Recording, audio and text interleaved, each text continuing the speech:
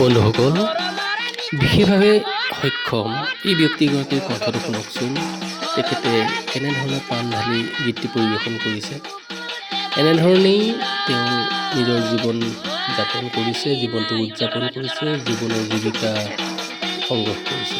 আমি যদি তেখেতক অকণমান সঁহাৰি জনাওঁ, তেখেতক যদি জনপ্ৰিয় হোৱাত সহায় কৰোঁ, বিভিন্ন সংগঠনবিলাকে যিবিলাক অনুষ্ঠান পাতে সেই অনুষ্ঠানলৈ তেখেতক নিমন্ত্ৰণ কৰি গীত পৰিৱেশনৰ সুবিধা কৰি দিওঁ, তেতিয়াহ'লে নিশ্চিতভাৱে তেখেতে এটা সন্মানজনক জীৱন যাপন কৰিব পাৰিব।